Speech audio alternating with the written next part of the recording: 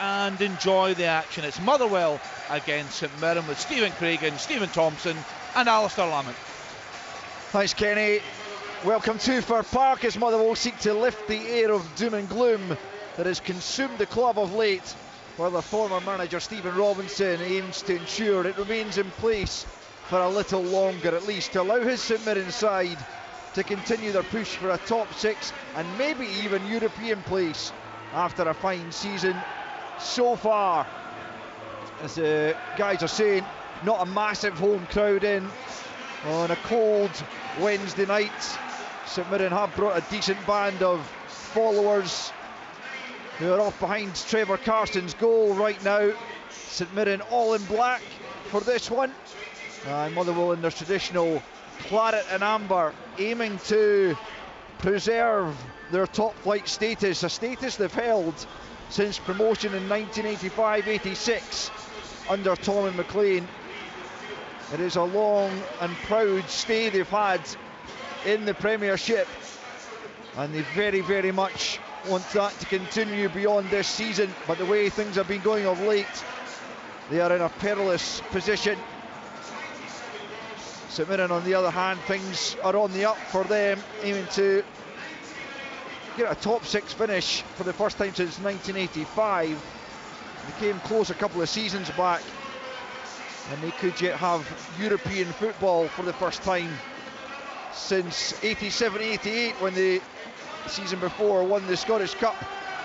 Motherwell get us underway, going from left to right as we look at it from our position at the back of the main stand. And how will this one unfold?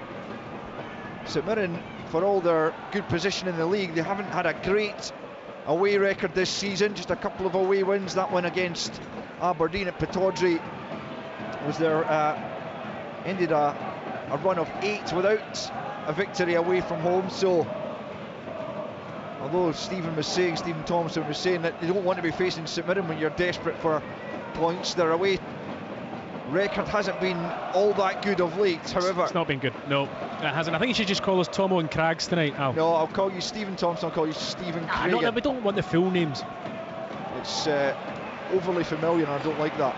Here come Motherwell, and it's Blair Spittle, left hand side, early ball in, just too much on it. It will be retrieved though as Cornelius buys his side, an early corner, and that's something for the home fans to get behind. Stephen Craigan. Well, it's just the boost they need, you know, and all it is a simple run forward from Blair Spittle.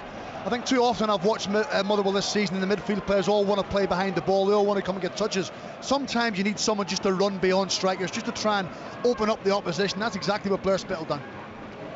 It'll be James Furlong coming across from the left hand side to deliver the corner from the right, left footed. The 20-year-old on loan from Brighton sends in a deep ball towards the back post. It's an easy take for the former Motherwell goalkeeper Trevor Carson, under absolutely no pressure. It wasn't a bad delivery, simply no Motherwell players. Well, it wasn't a in good the vicinity. delivery. It wasn't a good delivery either, Alistair, because it went straight into the goalkeeper's arms.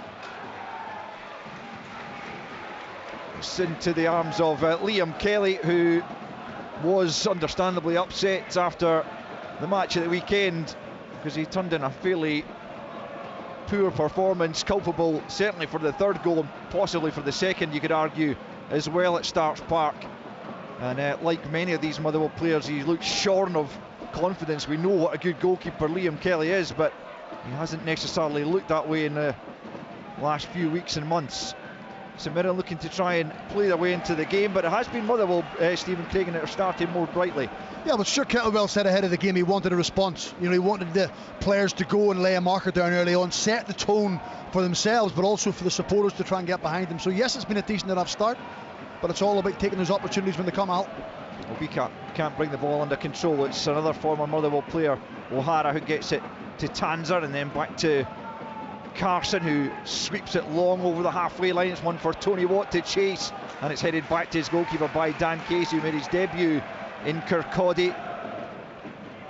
And starting again tonight in that back three, Stephen, that you had identified pre-match. Yeah, and You know, I think it makes sense because I heard Stuart in the press yesterday saying that, you know, Motherwell need to stiffen up, tighten up. You know, they've conceded too many goals, too many similar goals. So that made me think coming to the game tonight, he'll have to try and, you know, plug that gap or fix something, which, you know, the back three makes sense for that. And it's Obika and Van Veen up front, which on the face of it should cause the opposing defence a bit of bother. We'll see how that transpires as Motherwell get a free kick just down in front of us for a foul on Paul McGinn.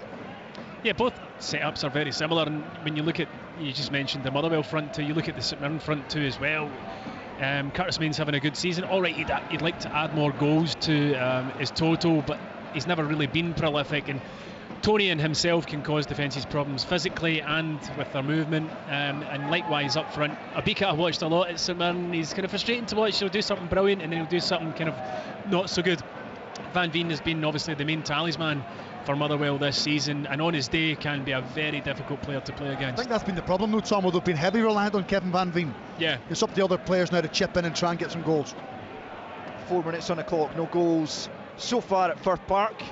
Tom said he was expecting goals. There's only been a goal in each of the games so far between the sides this season, both at the Smizer Stadium. St Mirren won the most recent one in January by a 1-0. Curtis Main it was who separated the sides on that occasion, and it was a Kevin Van Veen penalty that won the previous game back in July.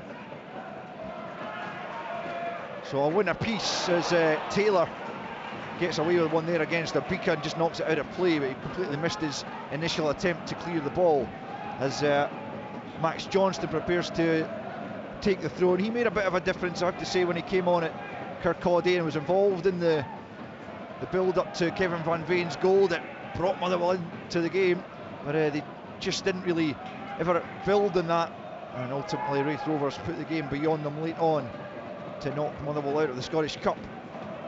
Johnston will have another go at the throw-in, gets it back once more, and now it's Paul McGinn, right hand side up towards Slattery. Slattery gives it out to Johnston, out towards the edge of the penalty area,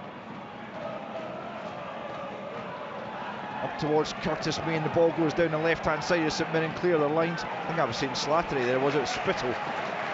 Slattery's not even in the starting 11. I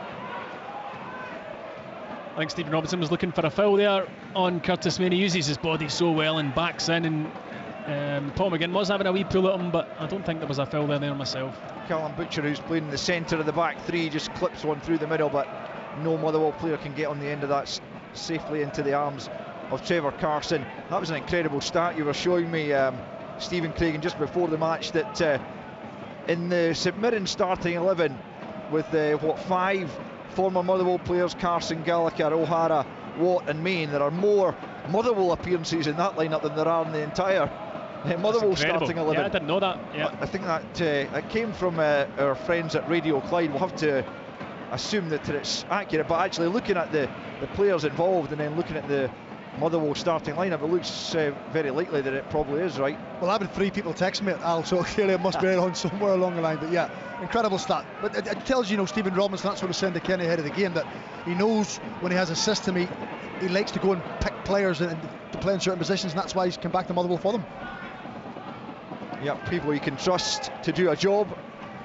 Stuart Kettlewell down there retrieving the ball, taking his place as interim manager, hoping to potentially get the chance to make that a permanent role. His 2.5 years at Ross County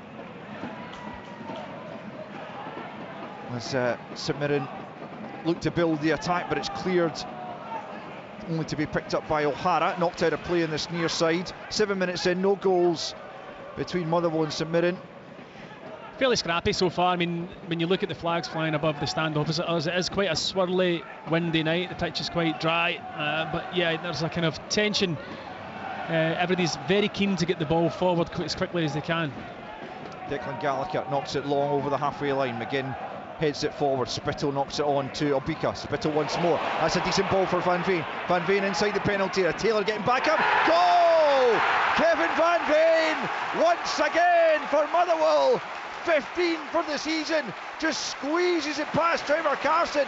It looked like Taylor had done enough to put him off, but Van Veen got the shot away past the keeper. It's Motherwell 1, St Mirren 0. Well, Stuart Kettlewell said he wanted a fast start. He wanted the players to inspire the fans tonight. I've got to say, it's a wonderful ball up the inside of Taylor. He gets caught flat-footed. Van Veen goes down the outside him. I thought he'd actually got back. I thought the speed of Taylor was going to get back. For some reason, he didn't manage to make a tackle. I'm not too sure Kevin Van Veen caught it perfectly, but anyway, it went past Trevor Carson into the back of the net. And when you're a team struggling, morale's low, you're fragile, Tom was spoken about, you need that first goal to give you a spark and a lift. That's exactly what they've got. It's absolutely massive for Motherwell to get that early goal, and for me it's really poor defending from Richard Taylor. Allows the ball inside him, and when Craggs is right, and when he is looking like he's almost got back into an area where he can make a tackle, instead of sliding and making that tackle, I think he thinks he's just going to muscle Van Veen out the way, but Van Veen manages to stick out a leg and almost toe poke it past Trevor Carson. It was a good finish from him, but really slack from St Mirren. So the home side with the advantage, and just to start, Stuart Kettlewell, and the Motherwell fans wanted, and no surprise, it's Kevin Van Veen, as Stephen described him earlier on, the talisman for Motherwell. Gets another 11 for the season in the league, 15 all told, and a brilliant start. It did look like Richard Taylor had done enough to get back, almost to prevent the shot coming in, but Van Veen had other ideas and was able to knock it past Trevor Carson. What can St Mirren offer in way of a response? It's Main up just outside the penalty area. Challenged by Van Veen, though, who's back there doing some defensive duties as well. Knocks it over the halfway line. Obika can't get onto it. Gogic picks up and down the right hand side. Goes Bacchus. He won't keep the ball in place. A Motherwell throw in, and the home fans getting right behind their side. It was interesting what Stuart Kettlewell was saying about, you know, we don't owe, sorry, the fans don't owe us anything in terms of getting behind us. We need to give them something to get behind, and they've done that.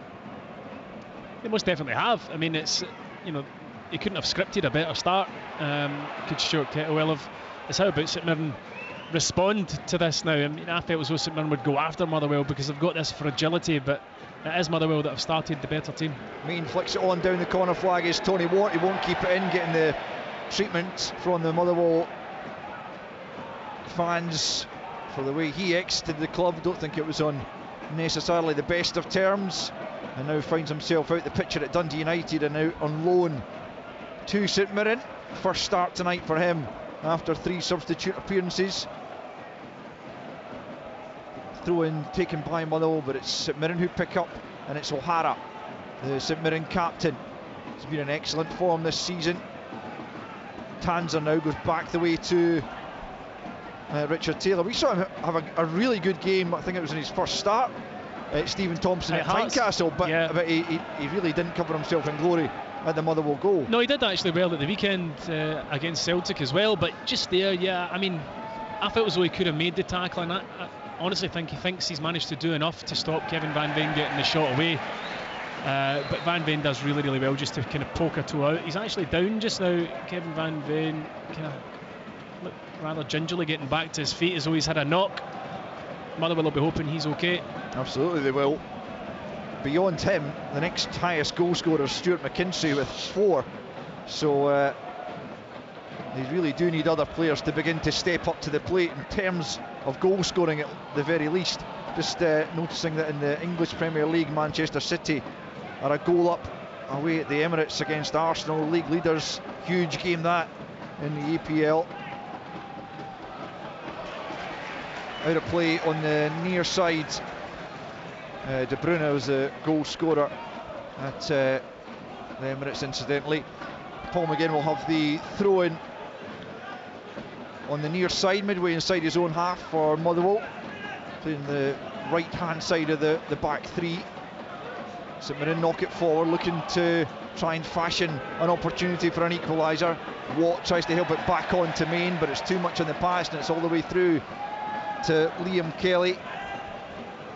I think, Al, when a manager takes over or someone comes into the job, you try and see if there's anything different from what they've done previously. And I know under Stephen Hammerley wanted to play an awful lot more football and keep possession, which was fine, but they really kind of lacked that cutting edge. Whereas I think Tomo mentioned it within 4 or 5 minutes of the game, they're getting the ball forward quicker.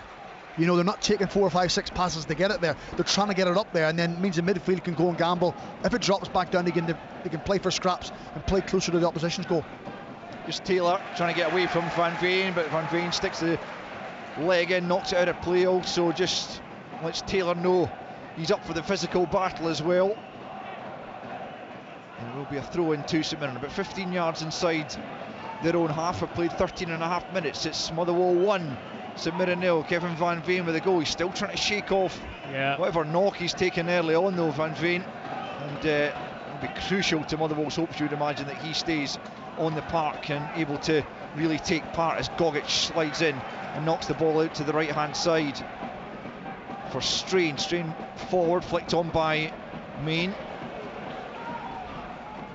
picked up by Tanzer, struggling to get the ball under control. He has to go back the way to Fraser,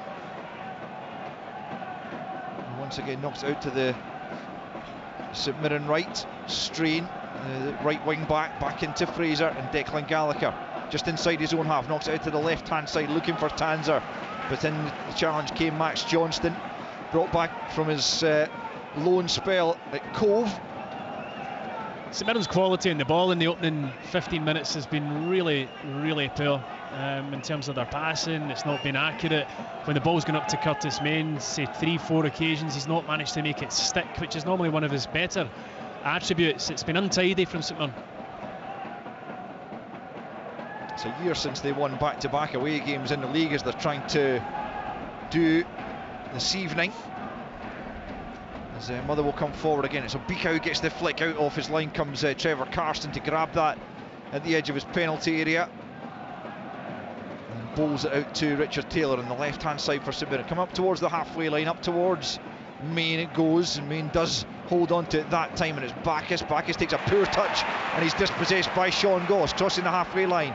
Motherwell looking to spring the counter. It's Van Veen on the left hand side, right on the goal line now, trying to get it past Marcus Fraser, who stands up well to Van Veen and dispossesses him, and St Mirren emerge with possession. It's Strain right hand side into the feet of Gogic, midway inside his own half.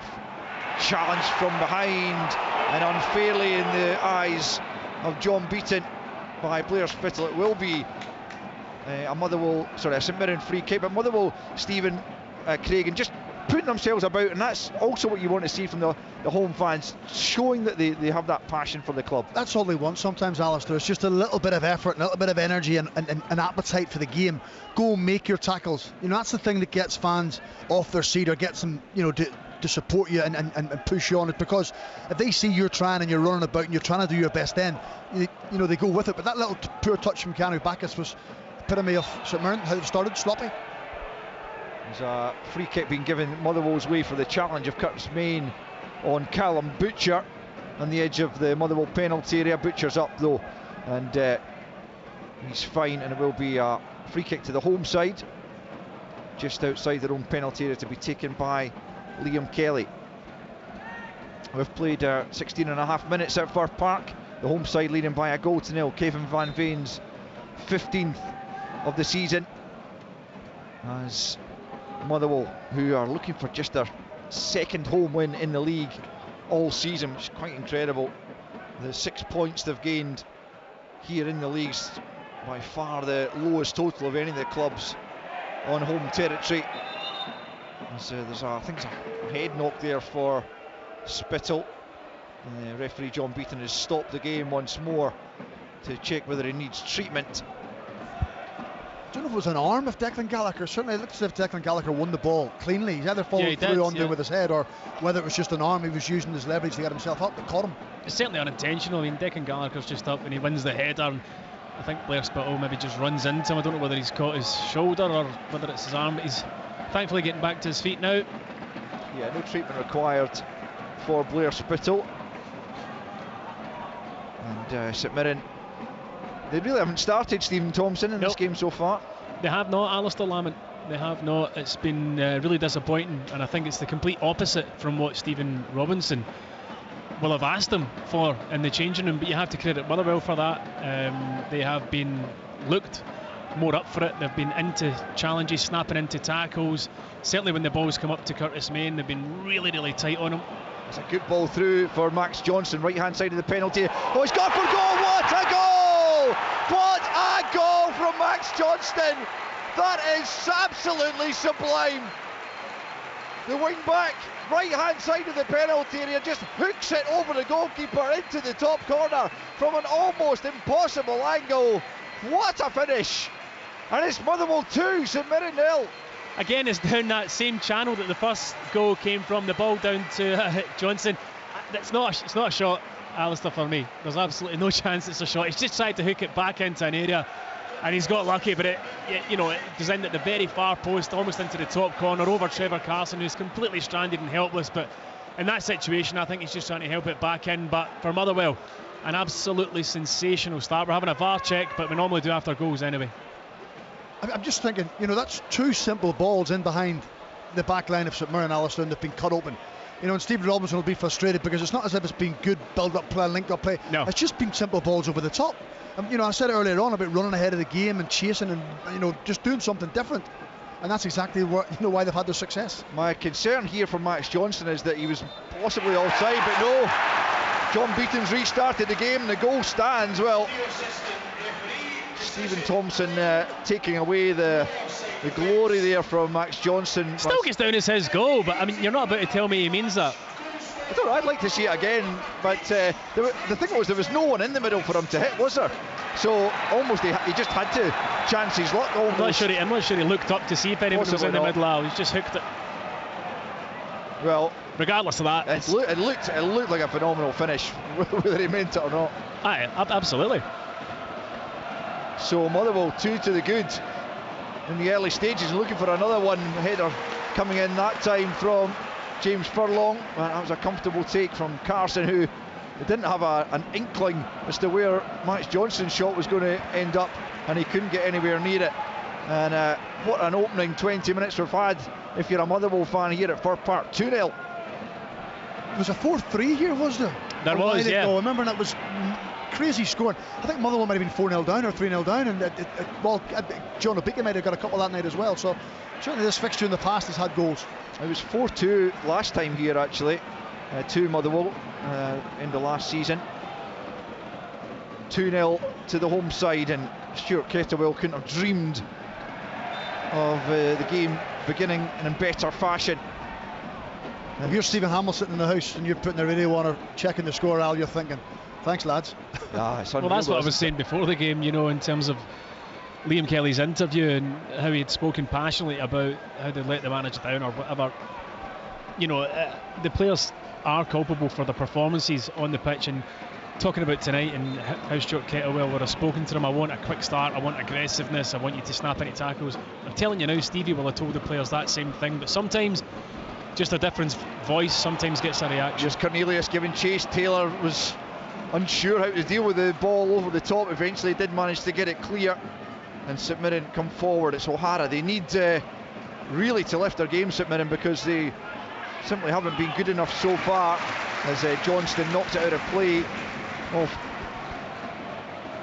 Tanser coming forward. It will be St Mirren throw-in.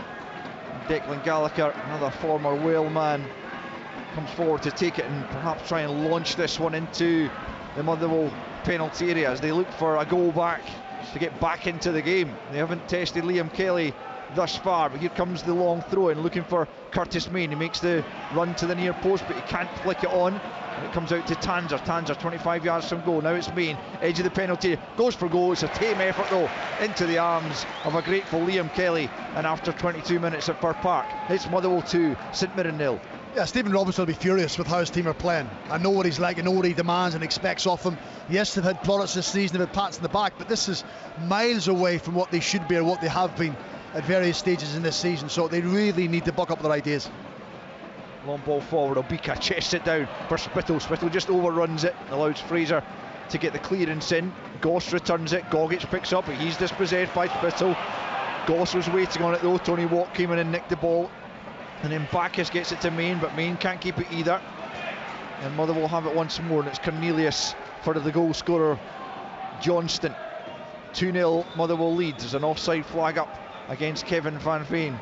I was talking about Motherwell's poor record here in the league this season. Actually, since the turn of last year, the end of 2021, they've won just 3 at home in the league. So that's in over a year. Drawn 6, lost 10 in that time.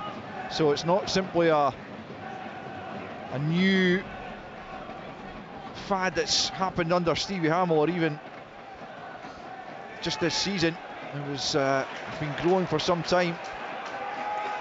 Out of play for a Motherwell throw-in, midway inside their own half, to be taken by Paul McGinn. Yeah, you're talking about that poor home record, Al.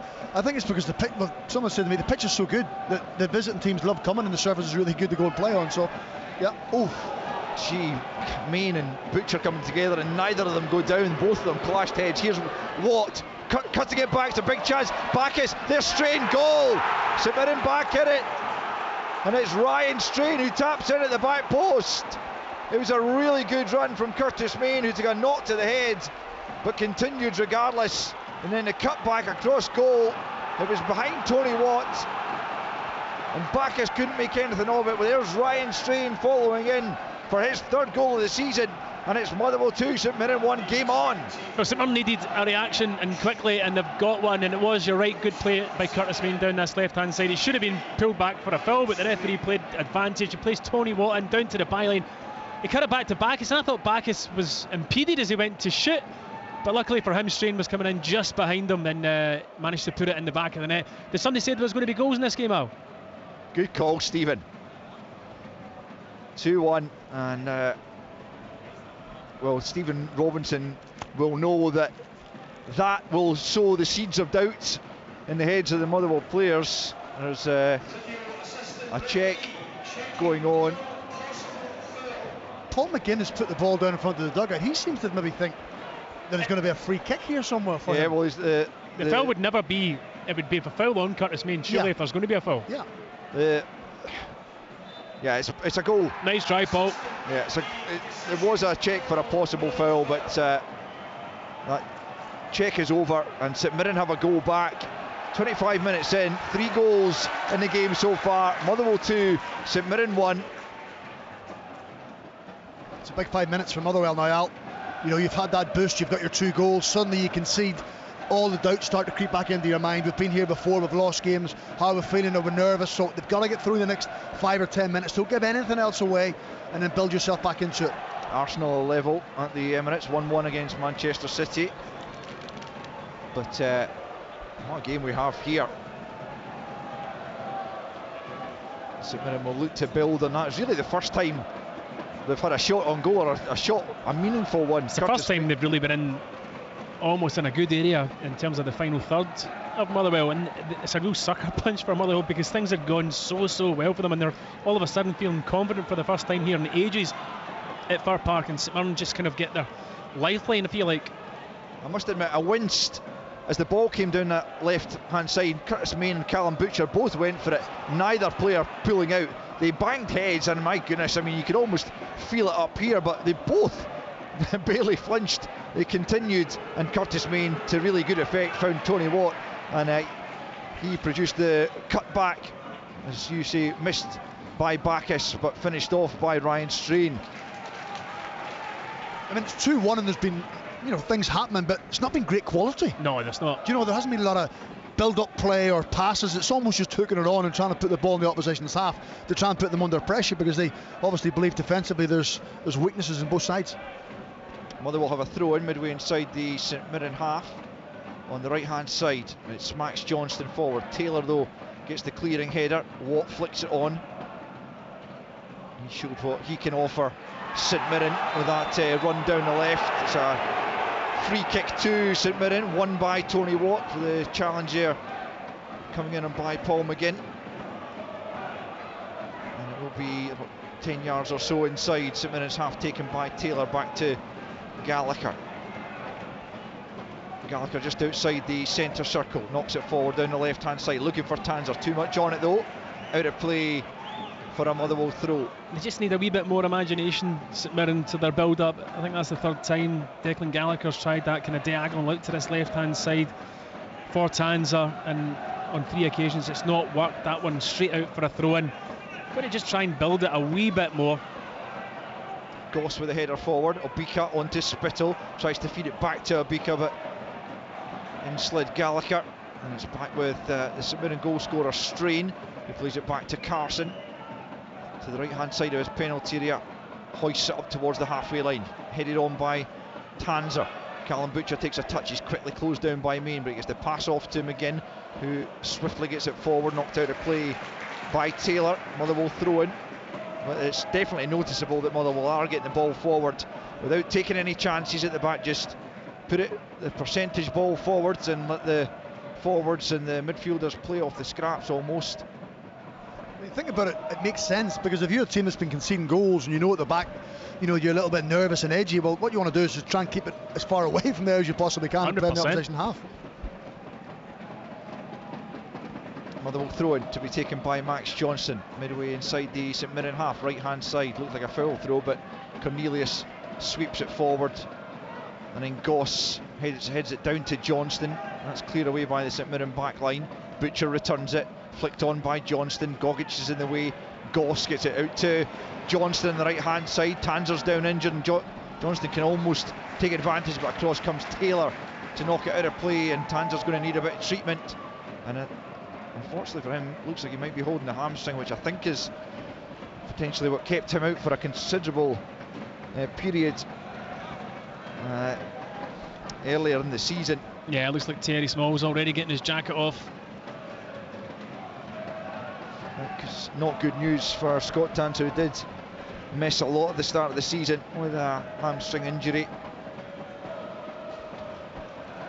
And Thierry Small, yeah, looks like he might have to come on to replace the St Mirren wing back. Tanzer limping off, and Stephen Robinson, well, neither manager actually, or neither side have their troubles to seek in terms of injuries, and on comes Small as Tanzer's game is over, but certainly Stephen Robinson has a mounting injury list, and a small squad is dwindling even further. Thierry Small then on for his 4th appearance, and he just sees that ball out of play for a St Mirren goal kick. And on loan from Southampton, it will be Trevor Carson to get us back underway. Just over the half-hour mark then. Motherwell 2, St Mirren 1. Cornelius forwards, who's caught there by O'Hara, and he will get the free kick. Just inside his own half, taken by Goss. Goss looking to release Johnson down the right hand side. Brilliant first touch, but Small was across there to knock it out of play. I think he meant that first touch. I know Tommy didn't think he meant the goal, but he certainly meant that first touch. We'll give him that.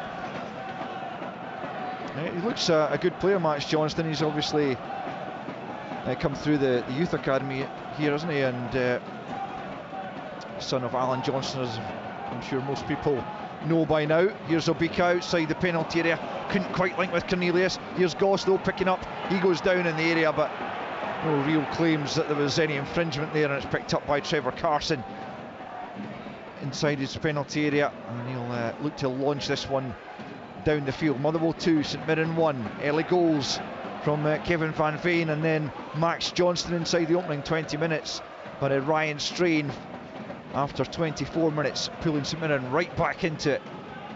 Here's O'Hara out to the left hand side for Small. O'Hara once more on the halfway line, left hand side, forward for Main with his back to goal, holding off again, gets it to Gogic out to the right hand side for Strain down the right for Bacchus, just at the edge of the penalty area, well challenged by Casey, knocks that one out of play. Casey, who's been brought in from American football, not the Super Bowl kind of American football, but I was waiting football in the USA. I was going to say the soccer. Exactly. Oh dear. Declan Gallagher lining up another long throw in from the right hand side this time. In it comes to the penalty area. Main beaten in the jump, comes out to the edge of the box, and that's not far away. There's a decent effort there from Strain once more, and it had Liam Kelly flying away to his right. but maybe a yard or two wide of the right hand post in the end. Yeah, the way he hit it, it was always curling away from Liam Kelly's right hand post. He kind of caught it on the half volley. It was a really difficult chance for him. Probably should have been better served trying to put it back into the danger area. Had the shot, and you're right, probably ends up a good metre and a half away from Kelly's right hand post. But that's what St Mirren do. You know, any time in the final third they cross it, you know, as we witnessed by the goal, but also long throw. So Motherwell are going to have to defend them all night long. If you don't win the first one, you've got to make sure you pick up seconds. St Mirren certainly much more in the game now than they were in the opening 20 minutes. That's what a goal will do for you. Lifts the confidence. O'Hara takes the throw in left hand side back to Small. Small swings a deep cross in, but it's too deep and it's gone straight behind for a goal kick. And Motherwell and Stuart Kettle will be pretty pleased by the way the opening 33, almost 34 minutes are gone, but clearly conceding the goal has just lessened their comfort zone to some extent. I think they've stabilised well since they conceded the goal, because it is easy to kind of lose your track, lose your focus a little bit. I thought St Mirren might have went for it a little bit more once they got the goal to try and put them on the back foot, but Motherwell have managed it well, I have to say. Goal kicks taken long by Liam Kelly, one by Gallagher, flicked on by Main. Watt almost getting the better there of Callum Butcher, but it came off the defender and it breaks to McGinn, who knocks it down the right. Obika beaten in there by Taylor, hooked on by Small over the halfway line. Main gets a flick on, felt he was fouled by McGinn, but nothing given, and Butcher gets it back over the halfway line. Obika and Gallagher come together, and there's going to be a yellow here for John Obika, the former St Mirren man. As Gallagher hit the deck and he's stayed down, and Obika into John Beaton's notebook. It's really strange because Declan Gallagher was going to header the ball, he kind of stoops and ends up not making a clean connection with it. I didn't see the connection from Obika on him, but he's holding his face and he must have caught him a flailing arm's the only thing I can really think of. It certainly didn't. He was trying to feel for him, Tom. I think one of those ones, the ball was in the air and he was trying to feel where he was, and I think, and he's put his hand in his face. Yeah, it didn't look anything. Maybe a booking's harsh. I mean, we've not got monitors here, I need to see it back. Big Dickie's nose isn't the best of shape anyway, so that's certainly happened a few times. He'd be used to it. 10 minutes until the interval. Motherwell 2, St Mirren 1. As Trevor Carson prepares to take this St Mirren free kick from just about 15 yards inside his own half, well out of his goal, as he pumps it over to the right hand side. Motherwell win the first header though, and Obika will give chase. Gallagher should be first to that and knocks it back to Carson, who by this time has got back inside his own penalty area. Takes one touch, then slices it out to the left hand side. I mean, the pass back to him is poor, his touch is poor. I mean, St Mirren, yes, they've managed to get themselves back into the game with the goal, and the goal was of reasonable quality, but out with that, I mean, the game's just really struggled in terms of fluid and passing movements. It's just been scrappy, but maybe that's what you'd expect, the situation that Motherwell are in and the way that they're playing tonight in terms of trying to turn St Mirren, and it's not been a brilliant game in terms of quality of football, but it's been entertaining nonetheless with the 3 goals. Well, a win for Motherwell tonight takes them up to 9th and puts them in a much better position than in the playoff right now, even though it is just 3 points. Takes them above both Ross County and Kilmarnock. On the flip side, if St Mirren can turn this around, they could go up to 4th with a victory. As Motherwell have a free kick over on the far side, the Motherwell left, which Liam Kelly will trot out of his goal to take. Just further on that point, you know, talking about Motherwell and how they've played, I think Stuart had to do something that the supporters could visibly see was different than what they have been doing in previous weeks. You know, I said a few weeks ago it was a definition of madness, it's just continually doing the same thing and hoping for a different outcome. Wasn't going to happen, so he's changed the shape, but even just putting the ball forward earlier just gives the players something fresh, something different to think about. Kelly with the free kick then. Van Veen can't get onto it.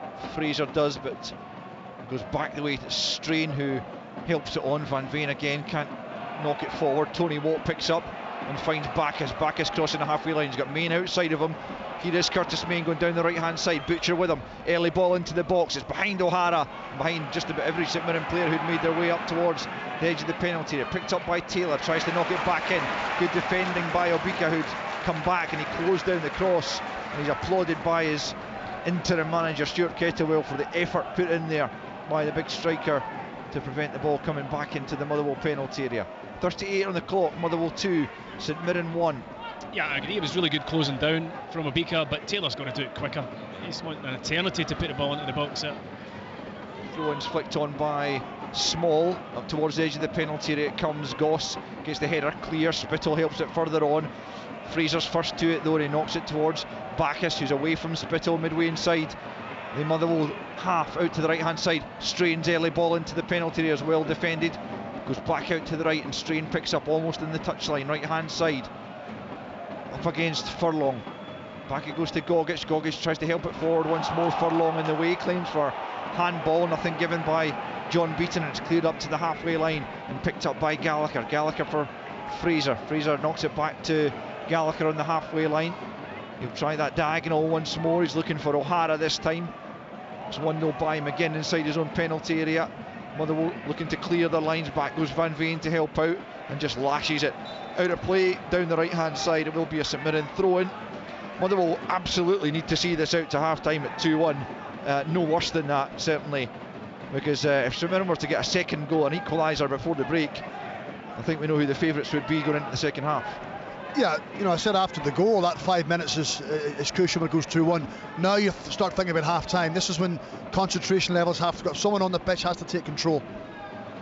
It's going to be a throw-in on the left hand side though for St Mirren. Another opportunity for Gallagher to launch one of his long throw-ins, flicked on by O'Hara. It's a good header in there by one of the Motherwell back line. It was Casey who got his head to it, but it's still St Mirren in possession. It's Strain on the right hand side at the edge of the penalty area, looking to get the shot in. It's back with Small's shot is charged down not once but twice, and Spittle has possession 25 yards from his own goal, just trying to get the ball clear. Eventually he does do, but it's out of play on the halfway line. But Motherwell putting bodies on the line, looking to make sure there's nothing cheap for St Mirren inside the penalty area. Here's Strain just inside his own half, clips it forward, it's over the head of Tony Watt. Casey knocks it down there for Furlong, who was caught, and it will be a free kick. And John Beaton wants a word there with Bacchus, who just barged into Furlong, and it is just a word, but it will be a Motherwell free kick and alleviates a little bit of the pressure with 4.5 minutes to the interval. Motherwell 2, St Mirren 1. A foul and nothing more. I think he just kind of ran into him when he was clearing the ball. But Motherwell, yeah, if they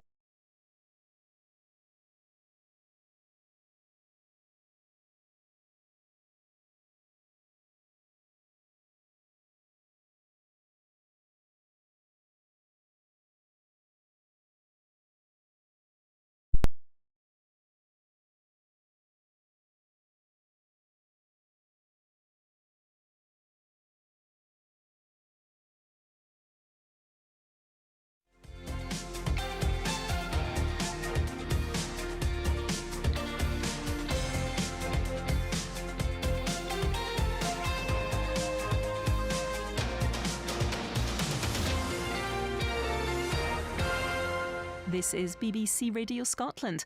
We're sorry that we can't bring you our normal programme just now, but stay with us as we try to get it back as soon as we possibly can.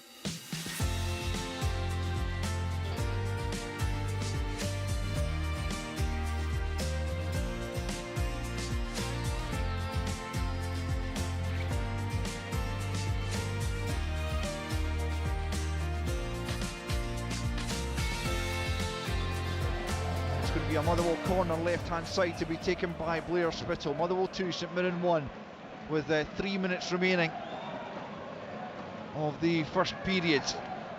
Spittle with plenty to aim for inside that St Mirren penalty area. Runs made as the ball comes in, glanced on by Casey, but right into the arms of Trevor Carson. It was well won at the near post by the big Irish defender, but Carson well positioned to take that one into his chest, and it remains 2-1 to the home side. Yeah, you can see it was going to be an in-swinger all day. It was a good quality of ball into a good area.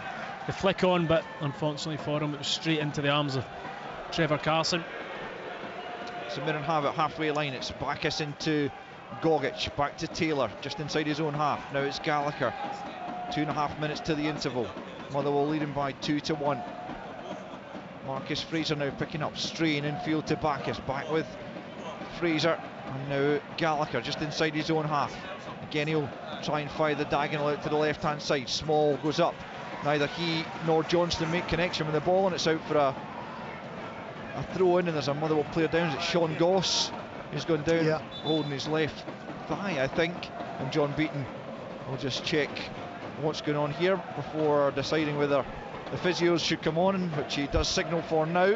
A break in play then, and Motherwell still good value for their advantage at this stage, Stephen Craigan. Yeah, I think they've managed the game quite well. You know, they haven't put themselves under too much pressure at the back. You know, we all know that St Mirren love to put as many crosses as they possibly can into the box, so clearly they're trying to alleviate that. Motherwell are trying to keep the ball as far away from their own goal as possible, so St Mirren are having to maybe hit more diagonal balls, straighter balls, which suits the three central defenders.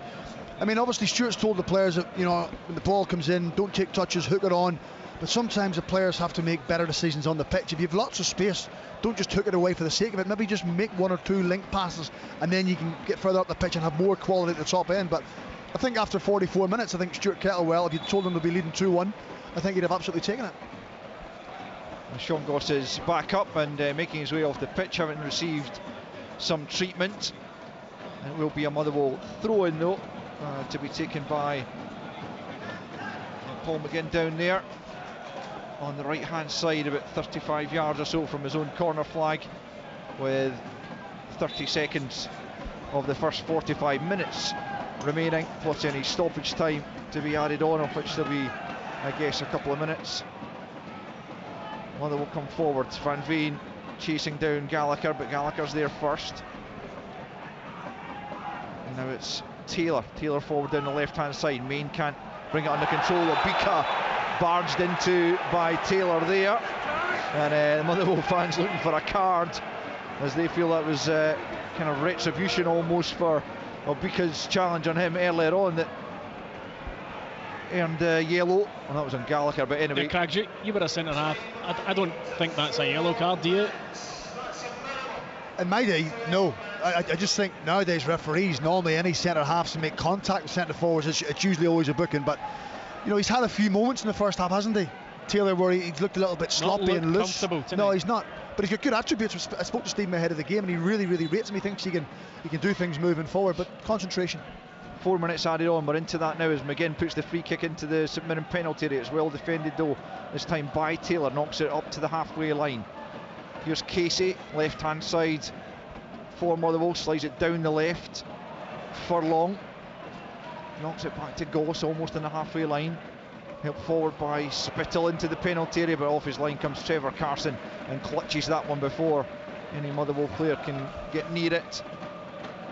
1 minute of the 4 added on have been played as Taylor picks up possession and knocks it forward to Gogic. Gogic back to Fraser, just inside his own half and out to the right hand side. It goes to Strain. Strain, goal scorer for St Mirren, plays it back to Gallagher, just outside the D, the centre circle. Plays a 1-2 with Gogic. It's Gallagher on the halfway line,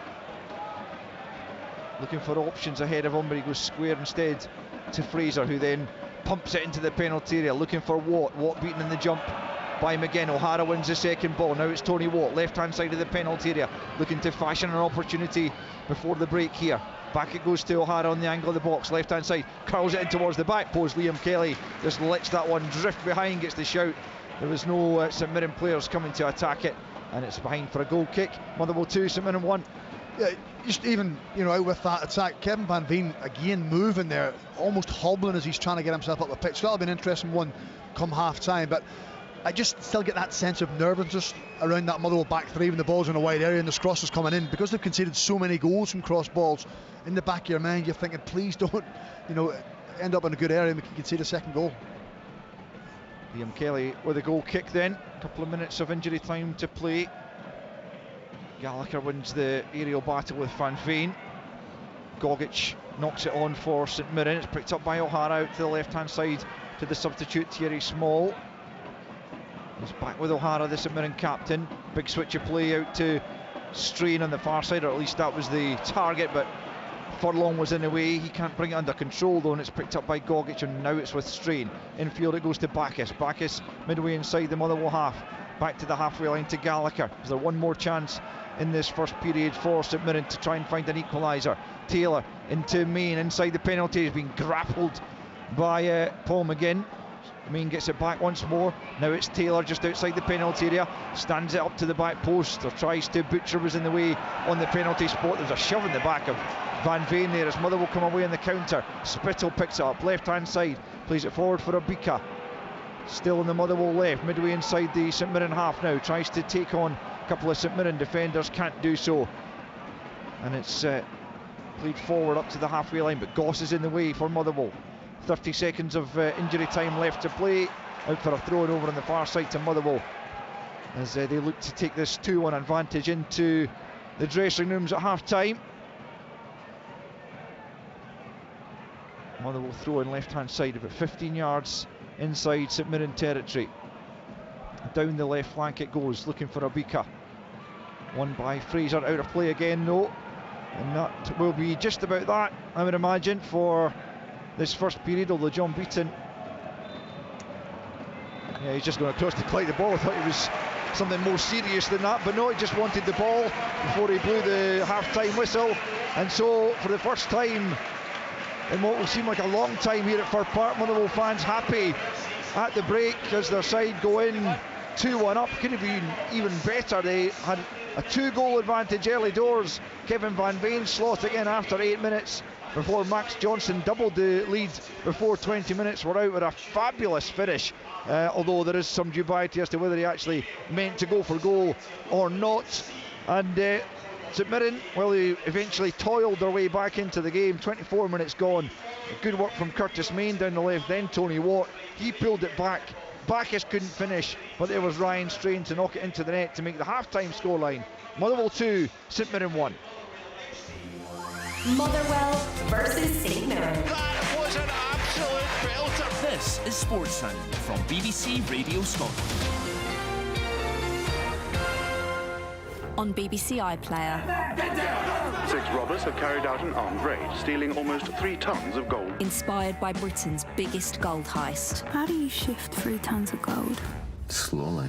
£26 million worth of pure gold in the possession of people who didn't expect to have it. If you could handle a job like this, then I'd have heard of you. You only hear about the people who get caught. Stealing it was just the start. We're looking for 6 robbers and 3 tons of gold. Every ring, every watch. If you're looking for the gold, it's all around you. The Gold. Watch on BBC iPlayer. So the home side with advantage here at half-time at Fir Park. Motherwell 2, St Mirren 1. Kevin Van Veen on 9 minutes. Max Johnson doubled the lead on 19. Ryan Strain got Saints back into it on 24 minutes in the English Premier League tonight. First v second, it's currently 1 apiece. Kevin De Bruyne with the opener for Manchester City on 24. Bukayo Saka on 42 with equaliser. And in the Champions League round of 16 ties, Borussia Dortmund 0, Chelsea 0, Club Brugge 0, Benfica 0. Just over half an hour played in both of these games there. So here we are at Fir Park this evening. Stuart Kettlewell spoke before the game about how he wanted to create an impression here, how he wanted things to be different what we've seen in recent weeks in this Motherwell side. Martin Dowden, our reporter, is with a couple of Motherwell fans. Martin? Yes, I'm with a couple of very young Motherwell supporters here of a certain vintage, let's say. I'm sure you've seen a lot here at Fir Park. My first question, it's Mark and Alan. My first question to you both is, what do you make of that first 45 minutes? Because you've had a fairly turgid experience at Fir Park of late. I think it was a very promising start. But to be honest, we've started a lot of games like that and been on the front foot, got ahead, and then it's just fallen away a little bit. But it's very promising. You said to me just there a second ago that you were away home for the champagne. Of course, I think you spoke a little bit too soon. I did, but then you've got to be optimistic if you're a Motherwell supporter. You've always got to look on the bright side of things.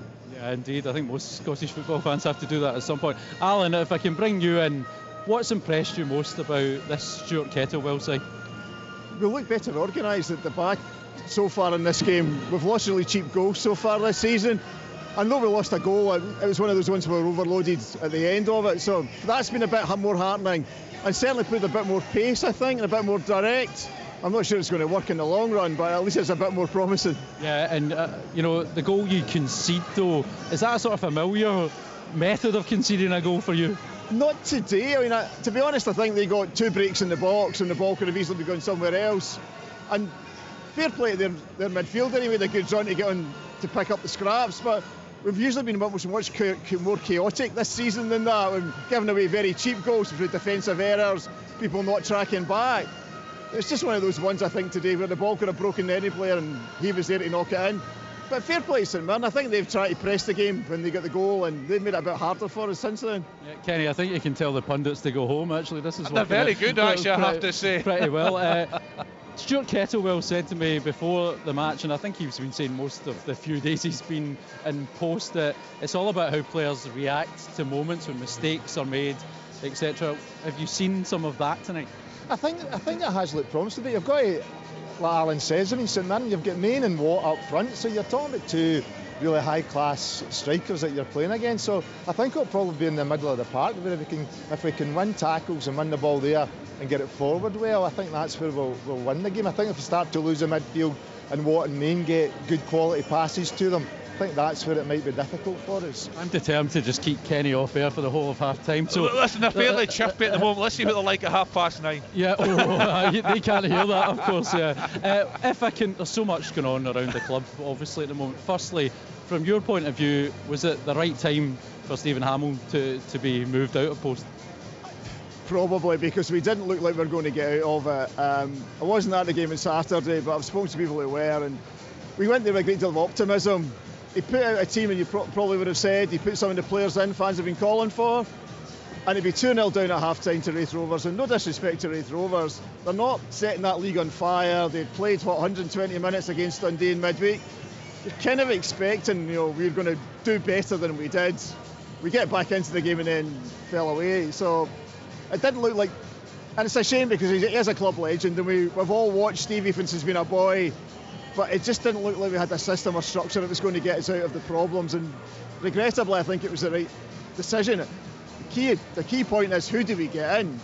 That's going to be the big ticket item. Is it perhaps we would have better to have spent more time before we appointed Stevie, looked at some more experienced people, but we'll see. Are you optimistic about your chances of survival in the league? To be fair, I'm always optimistic, and even through this last period, I've come to every game thinking, right, this is the one we'll win. We'll get 3 points today or this afternoon or tonight. And I think we've suffered a bit. When you look at the players that are injured, that's been a hard kind of task as well. But I'm always optimistic, and I think we'll do it. I think we'll stay up. You're clearly a glutton for punishment. Just finally, obviously Alan Burrows as well. There's that whole situation. What's your reaction and thoughts around that? Oh, I mean, Alan's been a great servant to the club. He's a fan as well, and I can't imagine what the stress must have been like being the chief executive and a fan. I can tell you how stressed we've been, and we've got other things to do in our lives. So I think it's probably the right time for Alan as well, for his own sake, for his career and for his health. He's got a young family. He'll still be a Motherwell fan, even if he's going to Aberdeen, but he's still going to be a Motherwell fan for the rest of his days. So he'll suffer like the rest of us. But at least at his work, he can be a bit more distant from it, I think. Well, thank you very much. That's been one of the most interesting charts I've heard in Sports Sound. It was very, very good, I have to say. Stephen Craig, and a lot of optimism there. The guy's just happy to see an improved performance tonight. You liking what you're seeing so far? Well, it's been effective. I said ahead of the game that the performance was irrelevant if they could get 3 points, Kenny. And that was the message tonight, was go out and try and find a way of getting 3 points. And Stuart will have, made a rallying call in the last couple of days. They've tried to be positive and give him a message. It gives him an opportunity now to reaffirm that at half-time, because you're leading. So you can give as many positive messages as you want. But there must be nothing worse than coming in 2 or 3-0 down and thinking, well, that was a total waste of time. So you can now build on that at half-time and ask for the same again, replicate it. Don't take risks. Don't play square balls and negative balls if you don't have to. However, if there is space and you can make a simple pass, do it. So yes, just kind of grow and build as you continue on. But I mean, to be leading 2-1 at home, considering how poor the home form has been, absolutely is the big boost. But They've been here before, they've been ahead in games, and they fell away. So the next challenge is to manage the game and make sure you finish with 3 points. You described it as scrappy at times, Tomo, and St Mirren very, very slow out the block side. They did improve towards the end of the half there. It was a decent finish, a good run from Tony Watt, but you'd expect them to be a whole lot better in the second half. Yeah, I'd imagine they'll be getting a pretty stern talking to from Stephen Robinson. That's not the standard that he's seen from his team this season. It's got them into this good position that they're in, and I don't think it's the standard that he'll accept either. Certainly for that opening 20 minutes, they were extremely poor. Motherwell, without dictating the play in terms of the way they were playing, were dictating in terms of challenges, first to pick up second balls, and the goals that St Mirren lost were poor. In terms of the defending, I felt as though for the first one, for Van Veen's one, Richard Taylor allows him inside too easily, but then he's got an opportunity to make the tackle. He doesn't. Van Veen does well at full stretch. I wonder whether that's where he got his it's his top of his thigh he's been holding. I wonder that stretch is maybe where he's injured himself, and they certainly not want him to be going off. Credit St Mirren for the reaction after they go 2-0 down, because if they were to lose a third, there's no way back into the game, I don't think. But they get the goal. They've not threatened enough. And, you know, Craggs has talked about how St Mirren have got the threat from wide areas if they put the ball into the box. And this is a new system for Motherwell. It's new players that are playing in that back three that don't know each other all that well. So go and test them, go and put the ball into the area. But they've not done it enough. And when they have done it, at times it's lacked quality as well, especially from this left-hand side. So St Mirren, from an attacking point of view, have been poor.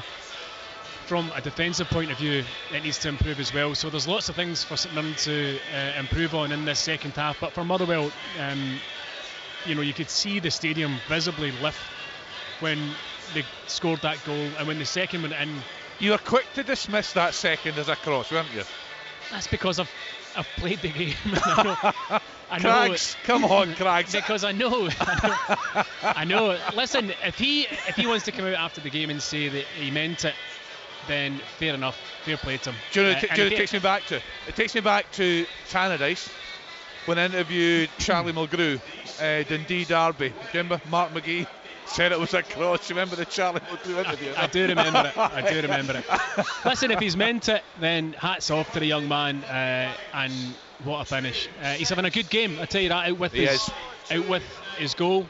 He's having a really good match as a youngster up against, you know, a physical threat, and he's dealt with everything that's been thrown at him. So we'll see what he says. I'm pretty sure Martin will get the question to him somewhere or another after the game.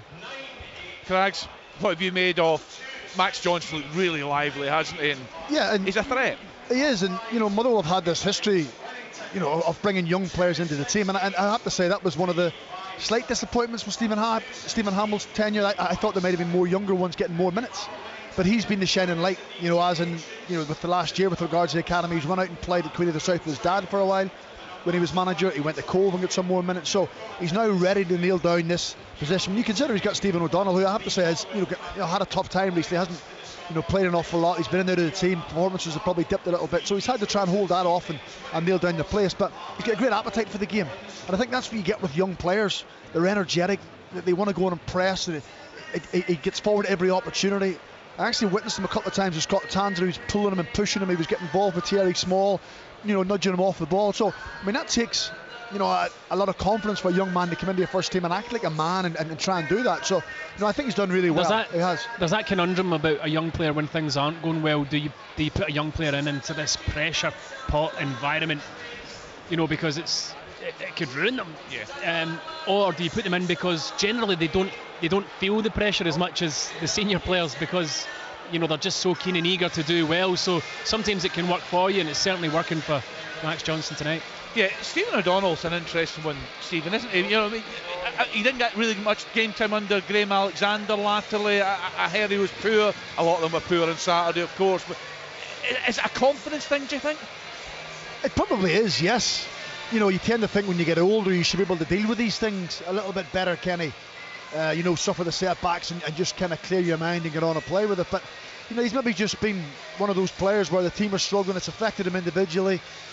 He's been in and out of the side, trying to get some rhythm back into his game. But when you think, like, you know, he's still is a Scottish international, isn't retired, but you know, he'll probably not be involved in the squad. It seems to be a bit of a fall from grace over the past 18 months when he was doing really well. So, and Motherwell can't really afford to have players of that calibre, or players who picking up probably decent money, not making any impact on the team, or the manager not picking them. So that's why it'll be interesting summer to see what they do, but no doubt he will have some part to play between now and the end of the season. Well, a very interesting second half ahead here. The away side out very sharp, the home side just coming out now. You can hear the reception from them. We heard from a couple of Motherwell fans, quite optimistic what they've seen so far from this side under Stuart Ketwell. What will unfold in the second half? Let's pass you back to your commentary team, Stephen Craigan, Stephen Thompson and Alistair Lamont. Thanks again, Kenny. It doesn't look like there are any changes from either side at the interval. So going with the sides that finished the first period, of course that did include a change for St Mirren with Thierry Small coming on for the injured Scott Tanser, but Kevin Van Veen is still out there, which will hearten the Motherwell fans who would have been concerned to see him trying to shake off an injury that he seemed to pick up pretty early on in the game. We're back underway, St Mirren launching it from right to left, and that is the direction in which they are kicking this second half.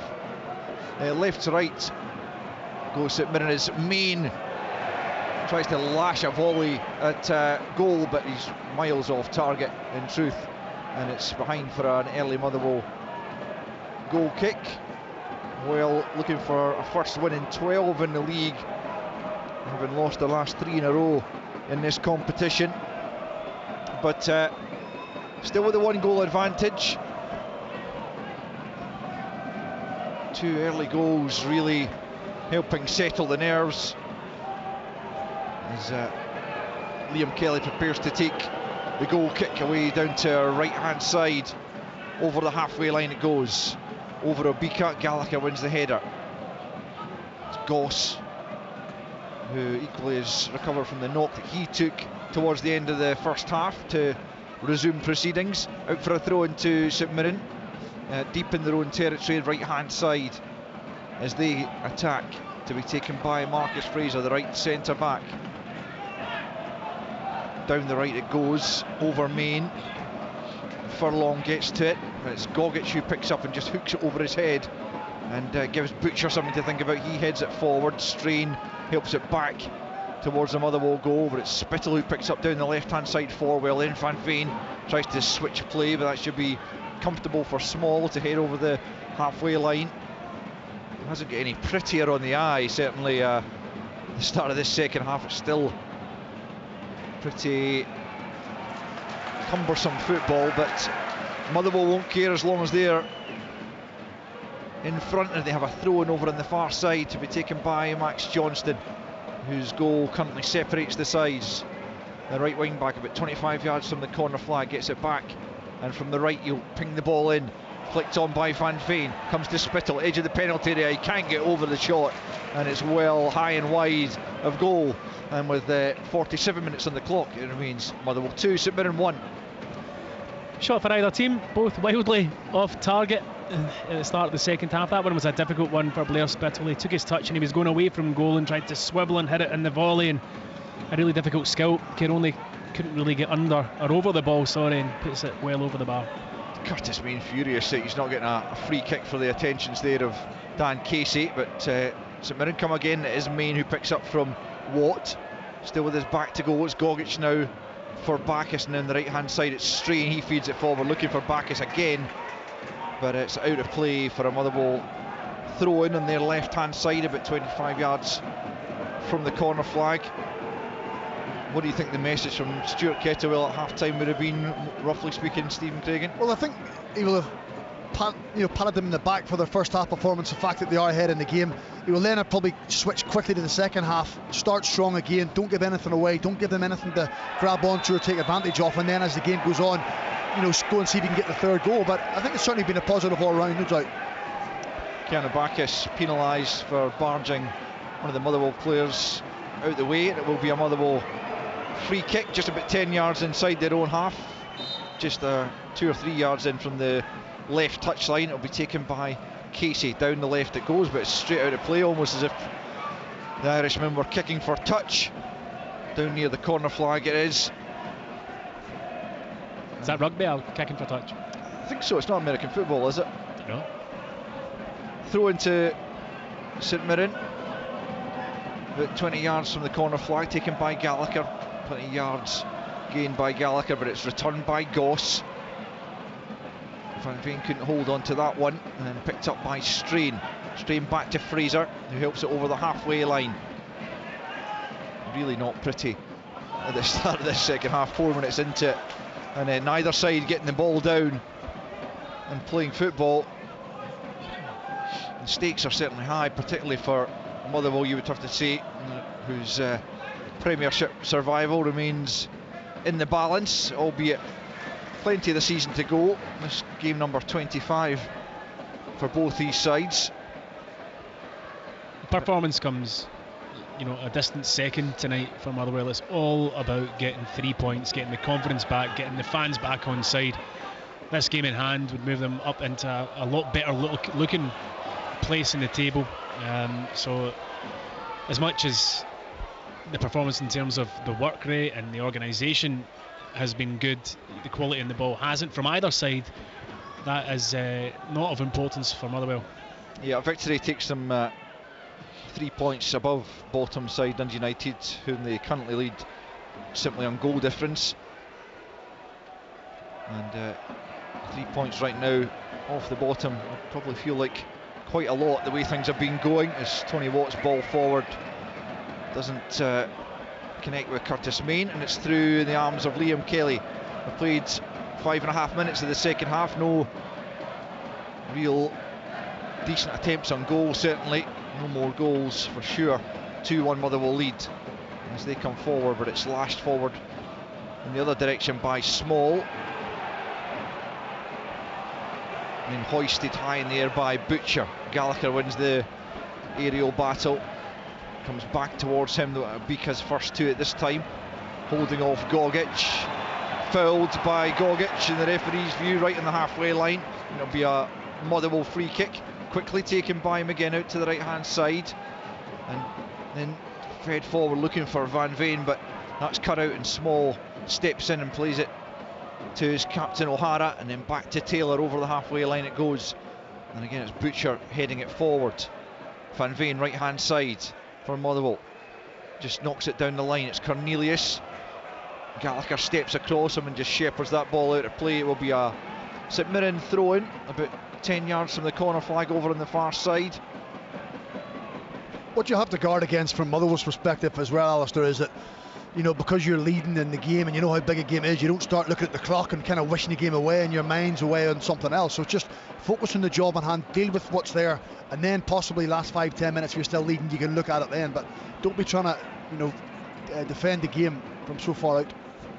Still 1-1 between Arsenal and Manchester City, incidentally goalless in both Champions League ties that have been played this evening. That's Borussia Dortmund and Chelsea, and Club Brugge and Benfica.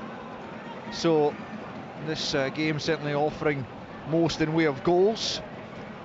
I'm not certain that it'll be top in the high quality football stakes, but maybe not in successful passes made. So St Mirren thrown out and over on the far side, the left as they come forward. Taken to Bacchus. Bacchus sweeps out to the right hand side for Strain, whose goal has got St Mirren back into the game, but still trailing by 2-1. Bacchus holding off Goss, then slides it forward. It's a good ball. Strain inside the penalty area, right hand side, checks back, closed down now. Almost the chance got away from him, and Tony Watt goes for goal, but it's high over the top. He claims it took a nick, and actually John Beaton's agree with him. I didn't think that took anything like a touch on the way through. Tony Watt claiming more in hope than expectation, I think, but John Beaton's awarded the corner. Well, initially it's really good play from Bacchus in the middle of the park. He plays it out to Strain. I don't know why he doesn't flash it across the face when he has the opportunity. He takes the extra touch, allows Motherwell to get back in. He then has to lay it back to Tony Watt, but then Tony Watt elects to shoot when I think he should try and flash it across the face of goal. I didn't see it take a nick, but John Beaton's awarded St Mirren the corner kick. Thierry Small from the right hand side will send this one in left footed, as John Beaton wants a word with someone on the goal line. A bit of jostling going on there. Liam Kelly's got plenty of bodies round about him as St Mirren look for an equaliser. Thierry Small, goodness, he's got a hold of that corner. It's way over everyone. Mark O'Hara will go and try and keep it in. Just about manages to do so on the far side. Motherwell trying to clear, but it's not a very good clearance, and St Mirren will look to keep the pressure on here. Gogic though loses out to Goss, picked up by Bacchus. There's McGinn actually going in there for Motherwell. It's out for a throw into St Mirren, but there's a couple of times Thierry Small has tried to put the ball into the danger area and he's got way too much on it.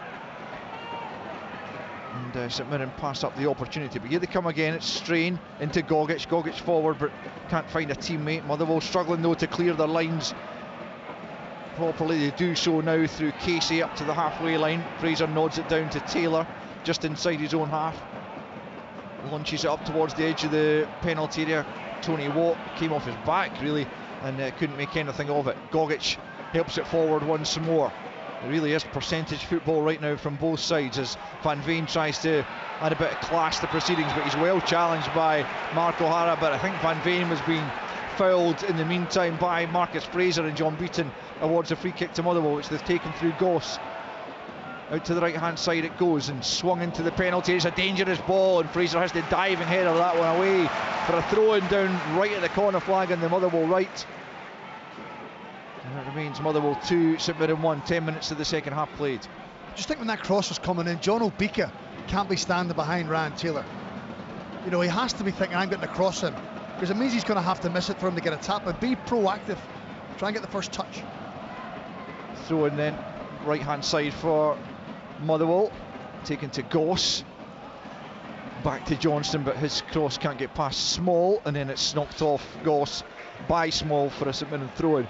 Still down at that corner flag, but Declan Gallagher will go across and take it, and we know that he can get a long distance on these throw-ins and get his side up the park. Waving his teammates forward. It's headed back though towards the St Mirren goal, and Obika picks up, almost getting onto the through ball there from Spittle, but for the sliding challenge that came in, and St Mirren emerged with possession. And it's Bacchus right hand side, well challenged by Spittle. It came back off Bacchus, says John Beaton, and it will be a Motherwell throw in. Spittle's been had a good game. He's been good. Yeah. I think he's been energetic. I mean, he's not really renowned for his tackling or his working back the pitch, but he's certainly done it all tonight. Change coming here for St Mirren, and it's Greg Kiltie coming on for Alex Gogic. So a little bit more artistry introduced than industry. Slightly more attacking thinking player as well, Greg Kiltie, as St Mirren look for a way back into levelling this game up. That's a good touch though from Furlong, left hand side. It's not a terrible ball, there's just no Motherwell players in that area to attack it, but Furlong certainly did the first bit well, maybe not so much the second bit. He puts it into an area again, he put it in very quickly. The strikers are, just as Stephen was saying previously, when that cross came in from the right hand side, a wee bit on their heels instead of being a bit more proactive in the box. It's certainly into an area where you could have gambled. Throw in taken on the St Mirren left hand side and then knocked further over the halfway line. Casey underneath it, heads it forward, picked up by Bacchus. He's shown too much of that to Spittle. Spittle for Van Veen. Spittle once more, left hand side of the penalty area, clips it in. Obika's there, he can't make much of it though. Taylor did enough to put him off. It was a good move from Motherwell, with Spittle again heavily involved, but the third goal won't come. Out for a throw on the near side, but a good Motherwell move. Still 2-1 though. Stepping onto the ball, Blair Spittle in midfield once again, you know, going and trying to make something happen. And sometimes when you're struggling for confidence and things aren't going well, you take a step back, but certainly he's been impactful in the last 5 or 10 minutes. Here's Furlong left hand side, another ball into the area, away by Taylor, not properly cleared though. Van Veen left hand side, another good challenge comes in from Taylor, and Taylor's taken a sore one in the process. Did just enough again to put Van Veen off, just as he did a minute ago to deny Obika. It comes from his mistake though, you know, a ball into the box, he headers it down the way off the ground, you know, for a defender. I know it's not coming particularly high at him, but he headers it straight into the ground, which then sets up the opportunity for Van Veen. I think it's just when he's stretched to get the block in on Van Veen, and he's hit the shot. Maybe Van Veen's follow through's caught him, but he's up, he's back on his feet. Yeah, it will be a goal kick to St Mirren. Van Veen sending the ball wide without any deflection from Taylor, but he did just enough to ensure that Van Veen couldn't get a clean shot and goal, and it remains Motherwell 2, St Mirren 1. We've played just a minute short of an hour here at Firth Park, with the home side leading as Bacchus knocks it forward on the right hand side. St Mirren looking for a leveller. Obika gets a very faint flick on a ball through, but Gallagher picks up just inside his own half, tries to slide it forward. Cornelius in the way. He's been industrious in the middle of the park as well, putting himself about as Manchester City go 2-1 up against Arsenal at the top of the English Premier League. Same scoreline here in favour of the home side as Motherwell look to come forward. Free kick goes the way of the home side. It really is very, very scrappy out there. It's not one for the purists. It's a scrap. I mean, I've watched a lot of football this season, and this is without doubt the scrappiest game I've seen in terms of lack of quality. Just as I say that, you know, a 30-yard pass kicked straight out the pitch for a throw-in, and that's been kind of illustrative of what we've seen for the majority of the game. St Mirren throw in then, midway inside their own half, to be taken by Taylor down the left. It goes. Motherwell head it back forwards, but again, neither team can string a couple of passes together, it seems. It's been headed back and forwards right now as Taylor knocks it to Cornelius only, and then it looked like Van Veen was being fouled. Indeed, John Beaton does award the free kick the way of Motherwell, and this is an opportunity to send a few bodies forward. The free kick coming midway inside the St Mirren half, right of centre, and Callum Butcher's asking the question of John Beaton as to how many fouls Taylor's going to get away with before he earns a yellow card. And he's quickly dismissed by the referee as Blair Spittle stands over the free kick. As I say, a good bit right of centre, but Motherwell got plenty of bodies forward as it's sent into the St Mirren penalty area, headed away. Main can't keep a hold of it though for St Mirren. It's Furlong, but he just knocks the ball out of play, and it will be a St Mirren throw-in midway inside their own half, right hand side. Strain told no further, and then he'll actually allow Marcus Fraser to take this one. 61 minutes on the clock. Motherwell 2, St Mirren 1. Fraser allowed to throw it from a good few yards further forward than he was initially instructed, as the Motherwell fans vent their spleen on the match officials. And there's another aerial battle then. There's a card coming out here. It's a yellow for Greg Kiltie for the challenge, the substitute. Straight into the book for his challenge there. There's a Motherwell player writhing in the ground. Is it Furlong who's gone down? Is it Casey? I think it's possibly Dan Casey who came in to challenge. He seems in a bit of pain, doesn't he, man? I didn't think Greg Kiltie did an awful lot wrong. It's two players going for the ball, and I think I can only assume there's been, again, much like the one in the first half, a flailing arm, or whether or not the Motherwell defenders just kind of caught his shoulder. But it was just, it looked to me like an honest challenge. Clearly though, he's in some discomfort. Motherwell legend James McFadden making his way back up belatedly. Take him a while. To his seat, it did, doesn't it? When you're his kind of age, it does take you a bit longer. The poor man's knees are shot to bits. Anyway, he'll be enjoying what he's seen, maybe not in terms of the beautiful football, but certainly the scoreline will please him. Plenty in here watching tonight. Derek McInnes just in front of us as well. Yeah, well, his Kilmarnock side are very much down in that same sort of region of the table as Motherwell. As Dan Casey continues to receive treatment. Just wonder if he got a bash in the face, maybe off the back of Kiltie's head. It didn't seem to be, you know, anything that Kiltie actually did intentionally to necessarily merit a booking, but Casey's back up on his feet and he's having a word with John Beaton about the challenge. He's clearly not happy with it, but he's had treatment and he will be okay to continue. Doesn't have to go off because the yellow card was shown to the offending player. He's done quite well, I think, Alistair. I watched him on Saturday and watching him tonight.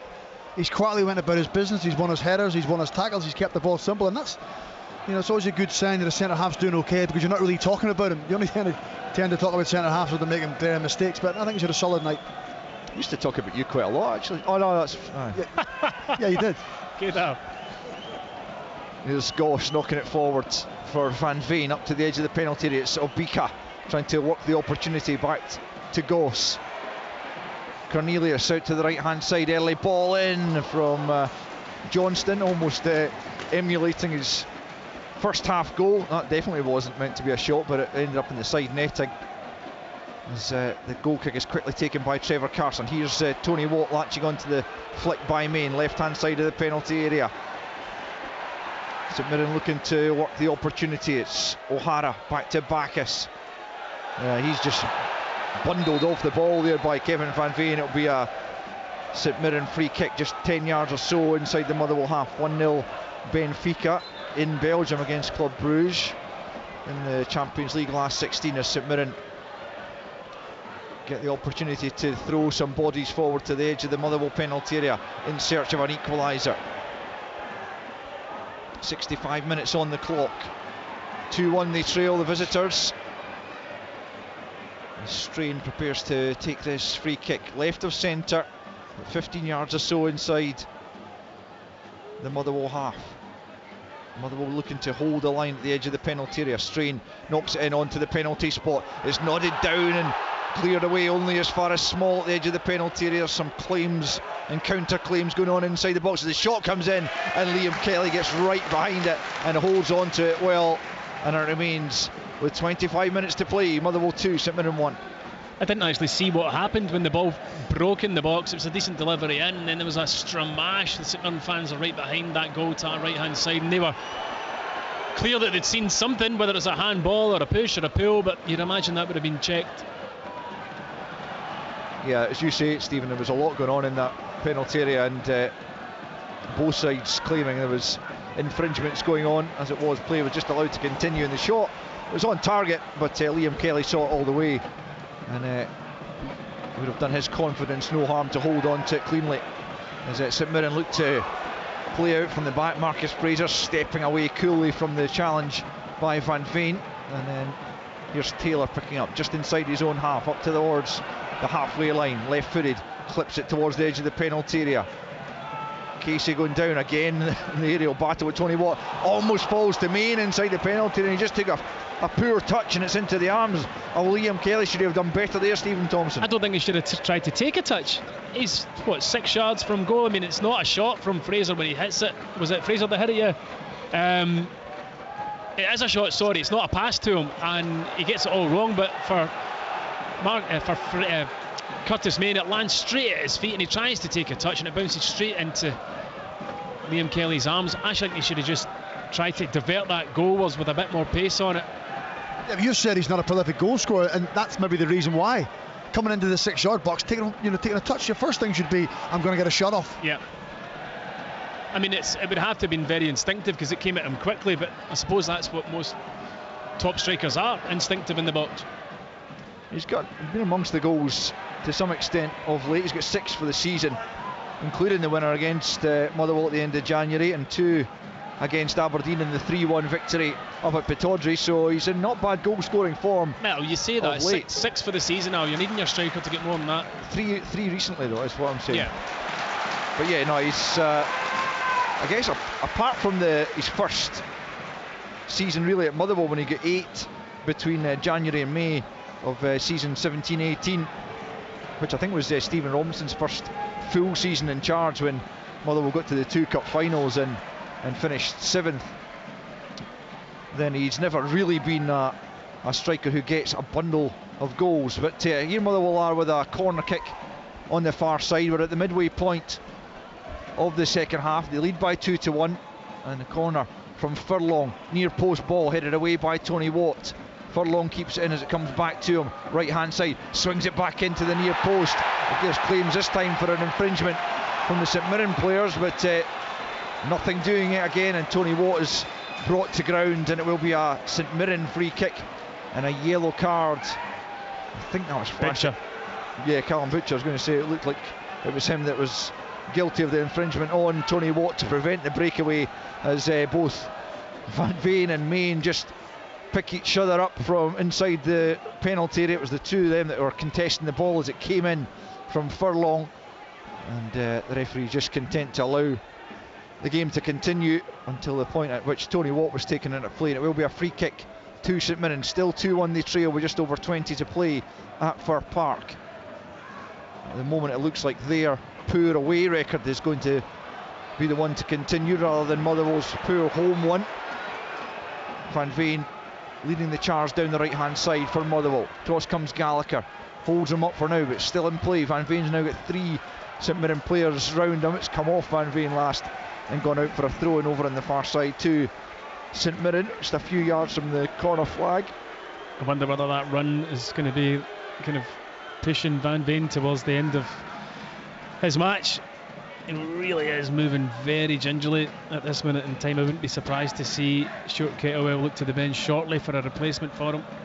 3-1 Manchester City against Arsenal in the English Premier League. 2-1 Motherwell lead. Here comes St Mirren though, looking for an equaliser. Left hand side into the penalty area it comes. Motherwell get bodies in the way and eventually hack it up to the halfway line. What they don't want to be doing, Stephen Craigan, for the last 20 minutes is fighting a rear guard action just at the edge of their own penalty area. No, totally. You know, they still have to take part in the game. They've got to get themselves up the pitch. You've got to try and go for the third goal as opposed to try and defend where you are. But St Mirren just haven't had enough quality in that final third so far. Strain can't find a way through down the right hand side. Van Veen goes down in the challenge with Strain. I think his game is done, as Stephen Thompson was saying. He's been trying to shake off a knock since the early minutes of the game, just after scoring a goal, and going into that challenge I don't think helped him any. He's back up on his feet though, doing all he can for the cause, and he's done plenty for the Motherwell cause this season, no doubt about that. I think one of the few you could give pass marks to for this season so far, as Gallagher knocks it long for St Mirren up towards Tony Watt. Does well in the air but nods it down. He can't connect with Curtis Main, and Liam Kelly just lets it trundle behind for the goal kick. 71 on the clock. Motherwell 2, St Mirren 1. It's a ball St Mirren have tried all night as they diagonal to the left hand side to Motherwell's kind of right back area, and same on the other side, and it's not really come off tactically.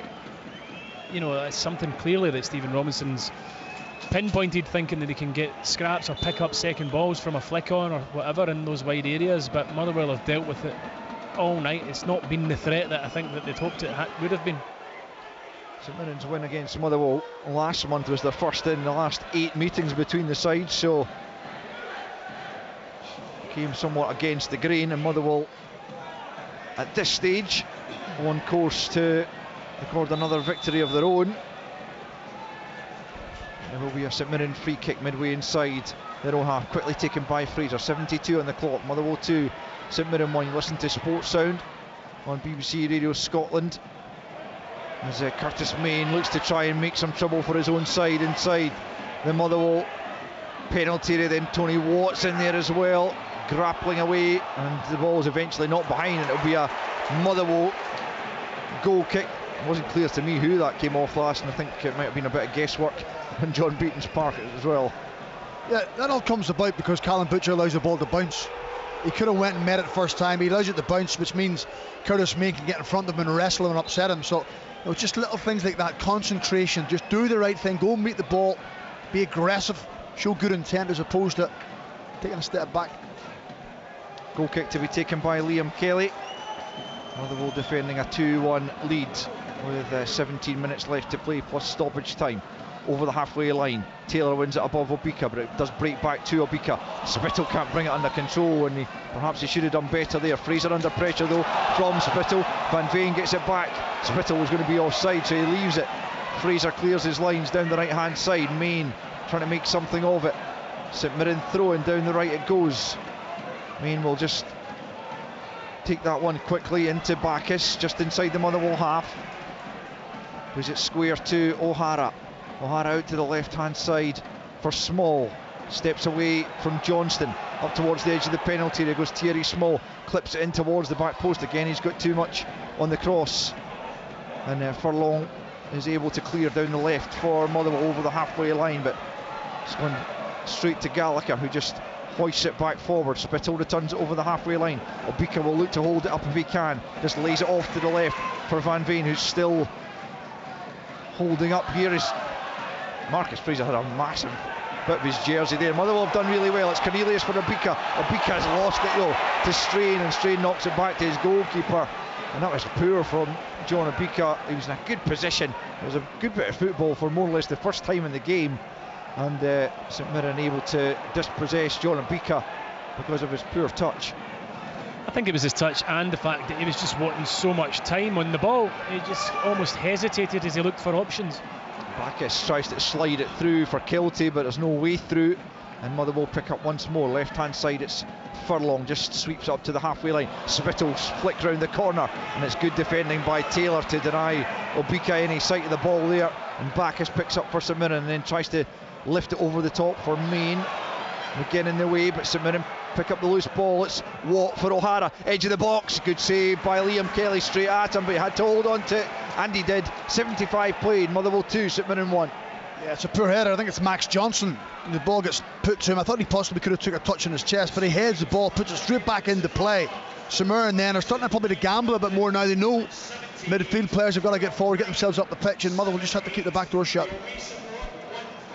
O'Hara looking to punish his former side there, but Kelly had plenty behind it as Kilty plays it down the right hand side for St Mirren. It's Tony Watt on the right channel looking to release Greg Kilty, but Sean Goss in the way, and Motherwell win it back momentarily, but it's St Mirren picking up once more on the halfway line, and if anyone's got the impetus right now, it's the visiting side looking for an equaliser. Watt into the box, headed away once more by McGinn.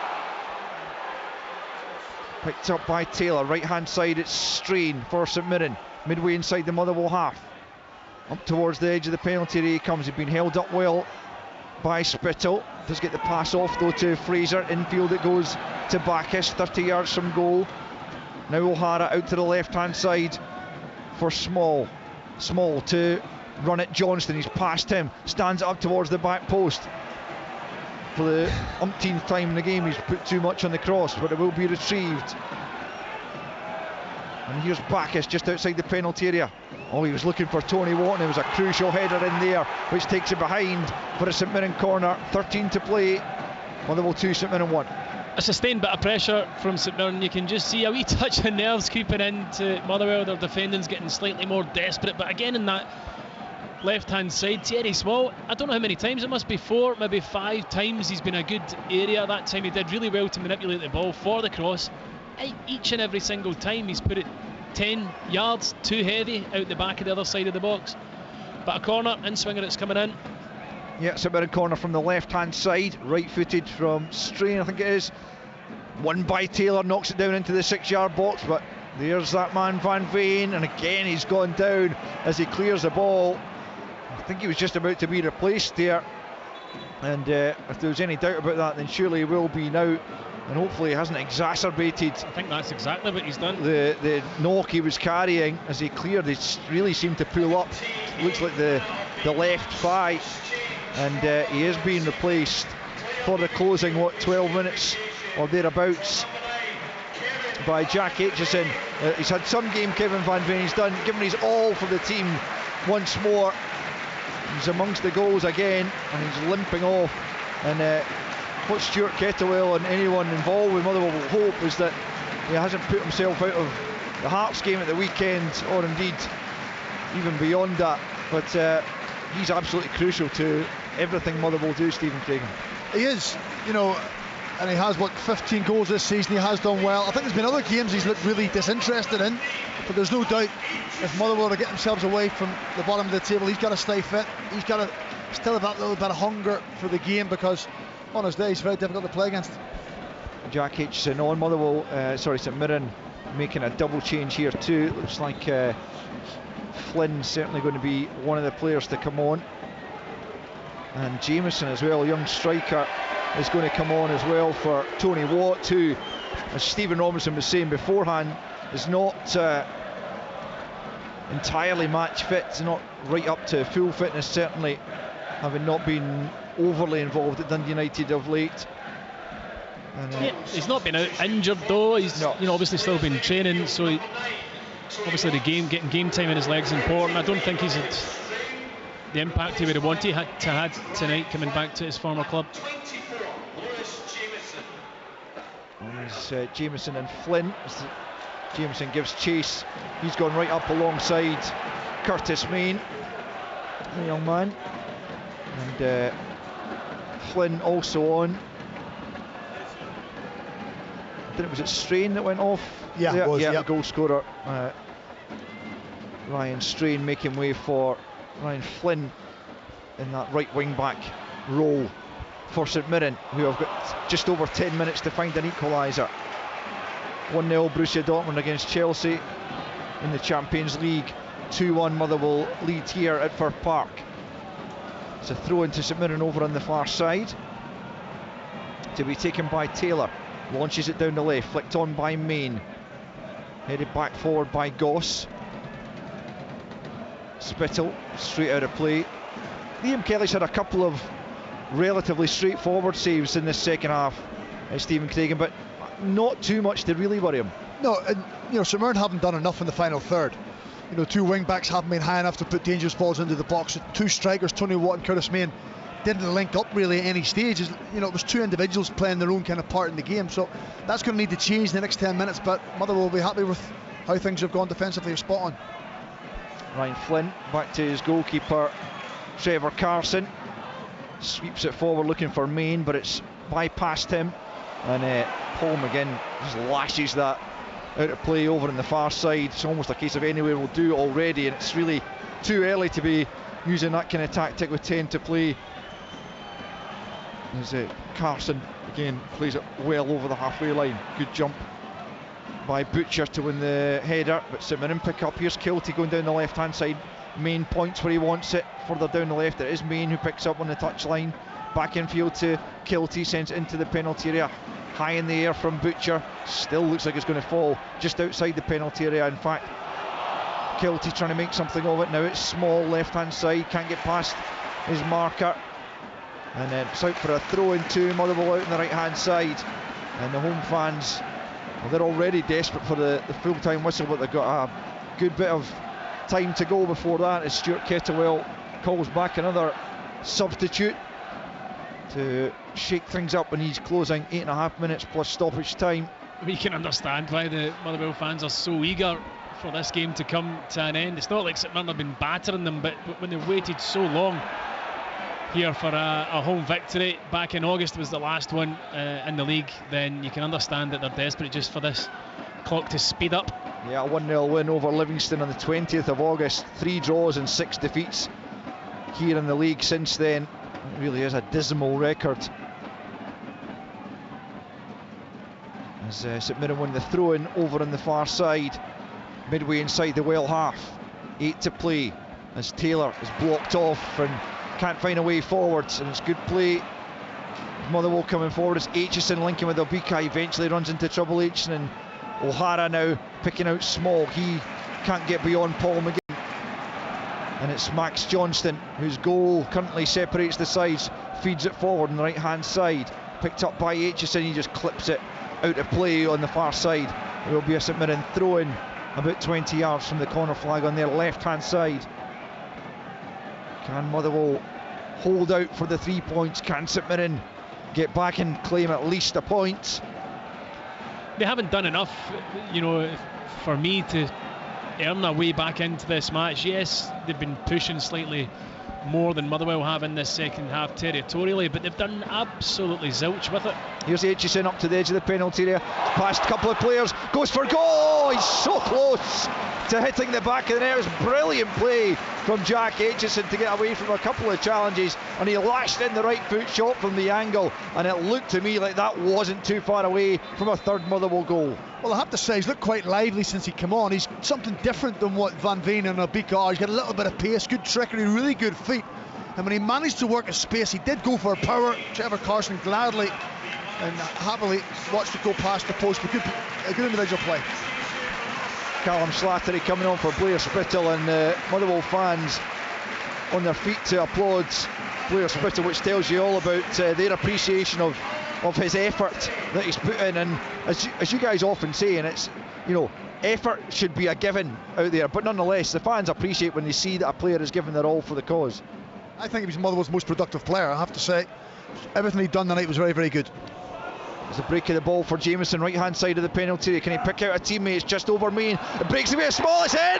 Oh, the free kick has been given, is it? I think the John Beaton's whistle had gone as the ball ended up in the Motherwell net, but it was an infringement in there, spotted by John Beaton. Was it for the challenge of Curtis Main in there? Yeah, I mean, he doesn't need to. The ball's going over his head and he just nudges into the centre half. Is it enough for a foul? I'm not entirely sure, but John Beaton was straight away with his whistle, and Motherwell live again. I mean, they didn't defend the situation all that well. It ends up coming through to Small at the back post, ricochets off him, comes straight back across the face of goal, and I think it was Kiltie who tapped it home in the end. But yeah, Curtis Main, he doesn't need to challenge. He sees he's not going to win it, just let it go past you. Sometimes when you're on a bad run you need a little bit of luck. Maybe is that the one that's gone for them that could possibly turn it. So still Motherwell 2, St Mirren 1, 5 of the 90 left. St Mirren denied an equaliser. The whistle, I'm sure, had gone there before the ball ended up in the back of the net, but nonetheless let off for Motherwell as St Mirren pick up the ball midway inside their own half. It's Declan Gallagher. Taylor in plenty of space out to his left. That's where the ball goes, about 10 yards inside his own half, up towards the halfway line. Clips it up looking for Main, but it's cut out before it gets there. Breaks to Small, infield to his captain Mark O'Hara, plays it to Fraser. Fraser forwards for Bacchus. A neat turn there from Bacchus. Oh, he's been penalised there, and he's going to be shown a yellow card. Keanu Bacchus, I didn't see anything wrong with that. That's a strange one. I mean, for me, the ball comes into Bacchus. The turn he does is sensational to get away from the defender. I can't understand why it's a foul. Unless he's just gone over the ball and hurt Furlong.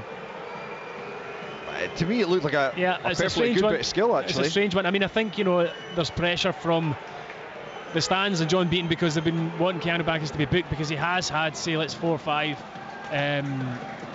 free kicks in the game given against him, so they've been wanting him to get booked, but certainly didn't see any cause for a free kick there.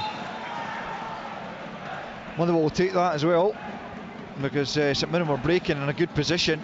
It did look like a good bit of skill from Keanu Bacchus, but Furlong went down and gets the award. And there's just over 3 minutes of the 90 left. Motherwell 2, St Mirren 1. Motherwell fans howling for a free kick, for a handball there by Flynn. They will get a free kick eventually for a shove by Fraser on Bacchus, and that was a daft one, because this is in a good position for Motherwell. It's about 35, maybe even 40 yards from goal, but it's a chance to put it into the St Mirren penalty area, left of centre. But a good delivery here could cause all sorts of problems as Motherwell look to consolidate the position. If we could get a third goal now, that would surely wrap up the 3 points for just the second time at home this season. Callum Slattery over the free kick, left to centre, as I say. Plenty of Motherwell bodies forward looking to try and get on the end of it. St Mirren holding the line at the 18-yard box. Into the box it comes. Taylor gets the header away, only as far as Goss. He plays it out to the right hand side, back into the penalty area. Fraser with the header away this time.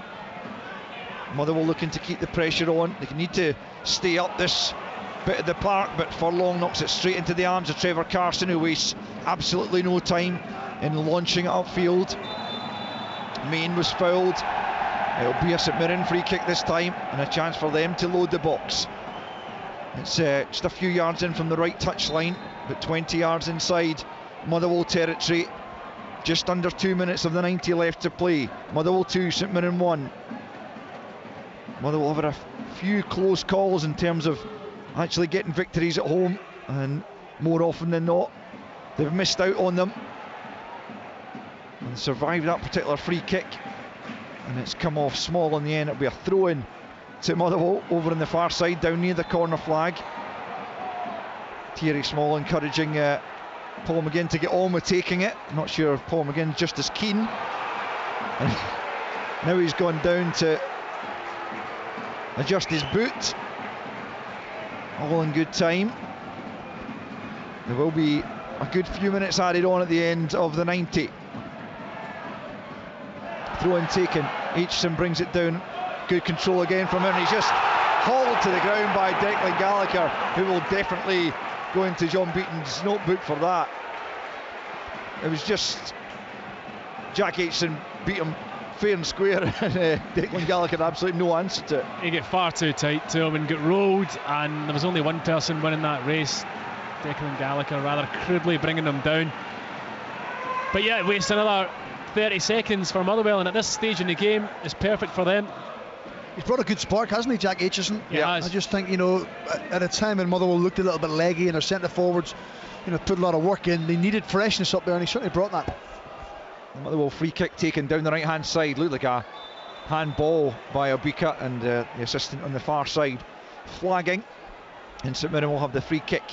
All eyes on the fourth official, Dan McFarlane, who's about to tell us as we tick onto the 90-minute mark that there are 4 minutes to be added on. 4 minutes in which St Mirren must find an equaliser, or else Motherwell will have their second home league win of the season. It's Gallagher out to the left hand side for Small.